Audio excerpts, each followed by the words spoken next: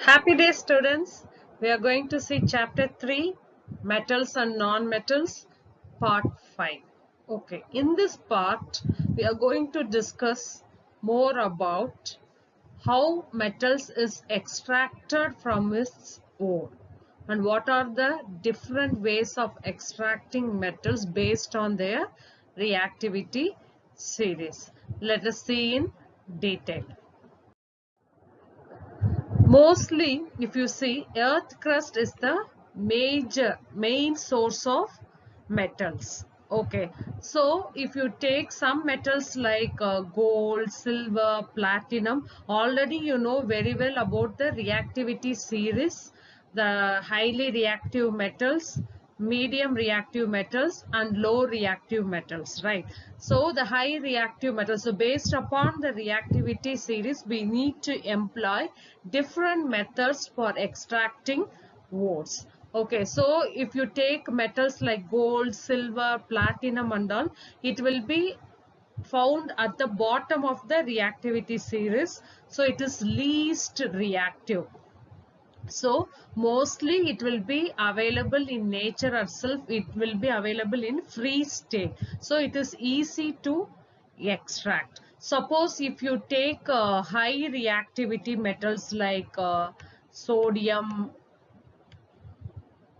potassium.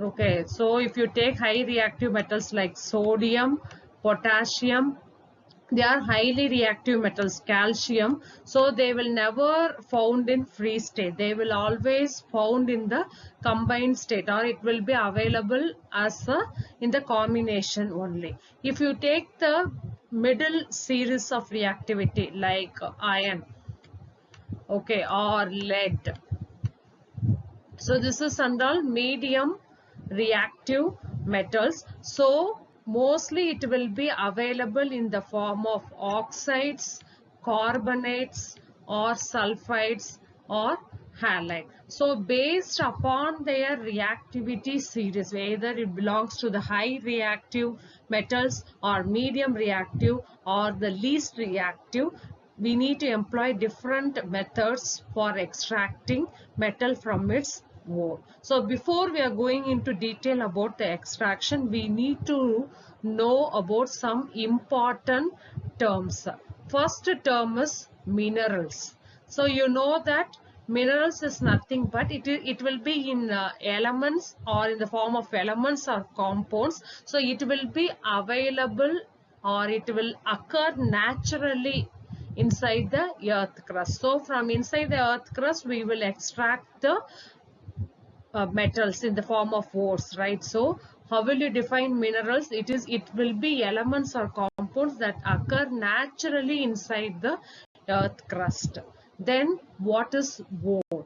Suppose if you see the ore means metals, if you take in a particular state, one particular metal will be found in high concentration. The amount of metal found will be more in that particular area. So from that area, so the mineral from which the metals can be extracted profitably, extracted in a large amount at a low cost. So that is called as ore. What is ganj? Ganj is nothing but it is the impurities. If you extract the ore from the earth crust, it will also contain certain impurities like rock particles will be there, or sand particles will be there, or clay particles will be there. That is called as ganj. So before you are extracting metals from ore, the first step is to remove the impurities from the ore. Then only we need to proceed into the process. Okay, so now we are going into extraction of metals from their ores. Okay, based upon the reactivity series. Okay, based upon their reactivity series, there are three types. So metals of high reactive, metals of medium reactive and metals of low reactivity. So the main three steps involved in the extraction of metals is first, concentration of the ore.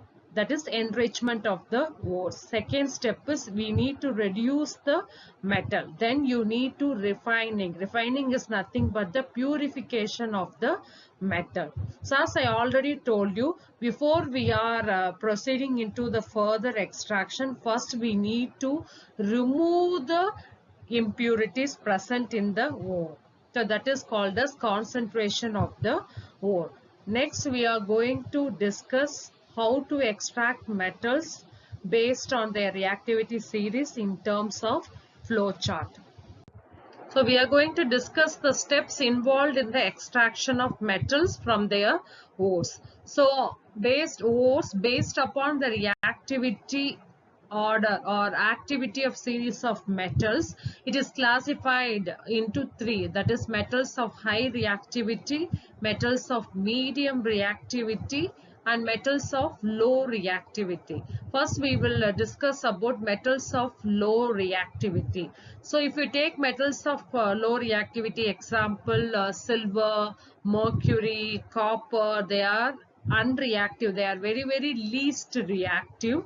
So this sulfide ore is converted into oxides. So in the case of extraction of metals, you need to remember one thing: it is always easy to extract metals from its oxide rather than sulfides or carbonate. So sulfide ore, this process, this is very low reactivity series. Just by heating alone, it is more than enough to convert to extract metals. So this sulfide ore is on heating. Roasting process is nothing but heating the ore in presence of excess of air. That process is called as roasting. So sulfide ore is converted into oxide on heating. This oxide is further reduced to metal on further heating. So this is the process involved in low reactivity series. How metals will be extracted. If you take the metals that is present in the medium reactivity series like iron, lead,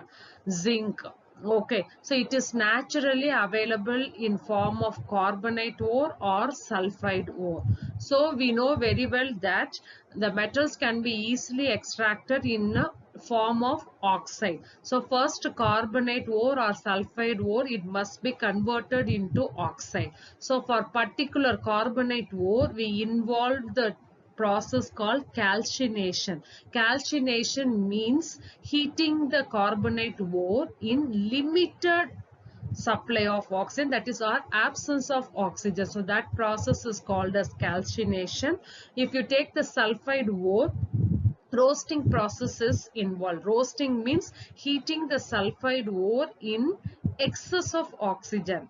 So it will be converted into oxide. So for oxide of metal, using the suitable reducing agent, it is further reduced to metal. If you take the metals of high reactivity series, you know, sodium, potassium, magnesium, aluminium, this all will come under the high reactive series. Means this one, using the reducing agent, we cannot reduce to metal by heating. So because it has more affinity for oxygen than carbon, so the special process called electrolytic reduction, electrolysis, is involved in terms of extracting metals of high reactivity. So first we are going to see the extraction of metals in the reactivity series present in the bottom series, right? Bottom of the reactivity series. So if you take the examples for metals present in low reactivity series, we can take copper, silver, gold, mercury. So we will take example how mercury metal is extracted from its ore cinnabar. Okay, formula is HGS. So the metals that is present in low in the reactivity series, they are very least reactive, that is unreactive. So just extracting metal, just it needs heating alone. So you know very well that sulfide ore, it is easy to extract metals from its oxide rather than its sulfides or carbonates. So we need to convert the sulfide first into, prior to reduction, first we need to convert sulfide into oxide. So from oxide it can be reduced to the particular metal. So mercury, it is obtained from the ore called cinnabar. Okay, so it involves the process called roasting. Roasting means heating the sulfide ore in presence of oxygen. So when HGS reacts with oxygen, it is converted into mercuric oxide. This mercuric oxide, further on heating, it is reduced to mercury. So this is how mercury is extracted from its ore cinnabar. Okay, cinnabar.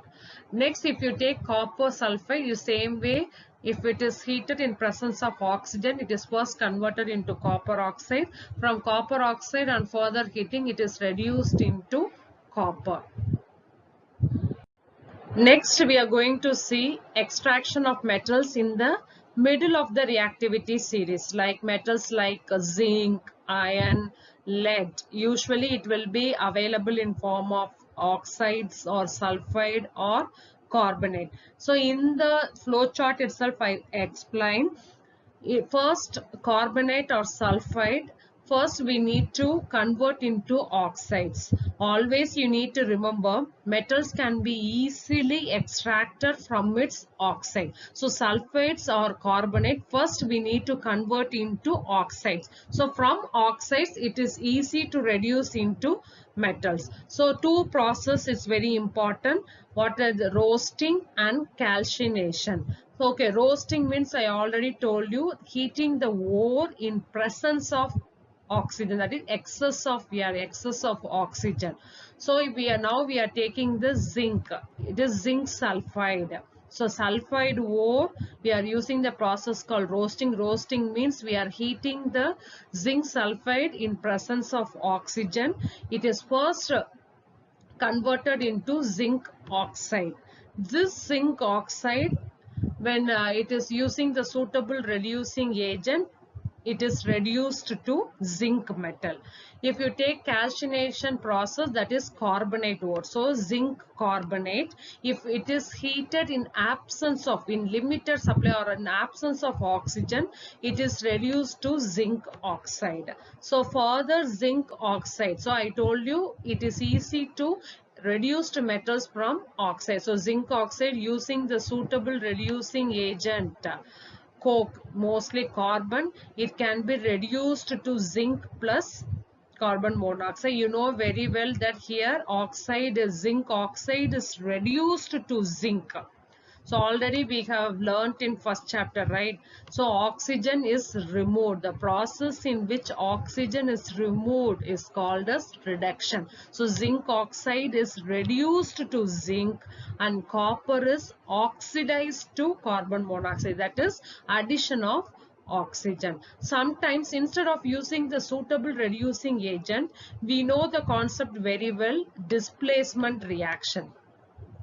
So displacement reaction, what is the principle involved in displacement reaction? More reactive element will displace the less reactive. So the more reactive elements like sodium, potassium, calcium we can use, and we can displace the less reactive element. So that is the one of the method we can employ it to.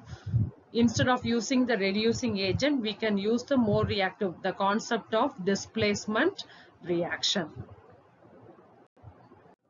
Sometimes high reactive metals like sodium, calcium and aluminium can be used instead of the reducing agent. It can be used as a reducing agent because we know that more reactive metals can displace the less reactive metals. So for example, if you take manganese dioxide, if it reacts with aluminium powder, here if you take manganese dioxide is reduced to Mn, so removal of oxygen, so it is reduced. Whereas in case of aluminium, if you take aluminium is oxidized to aluminium oxide.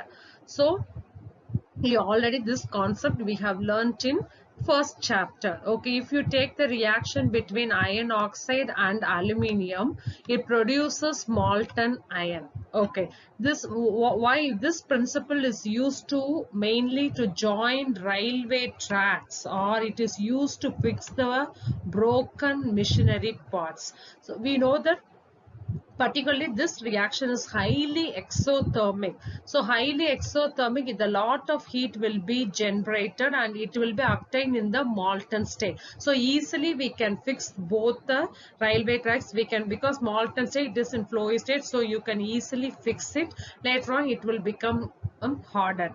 You can see the picture now related to thermite reaction. So this is how the two railway tracks. Okay, this is the molten iron that is used to join the railway tracks. So this is thermite wells. Usually they will use to join the railway tracks.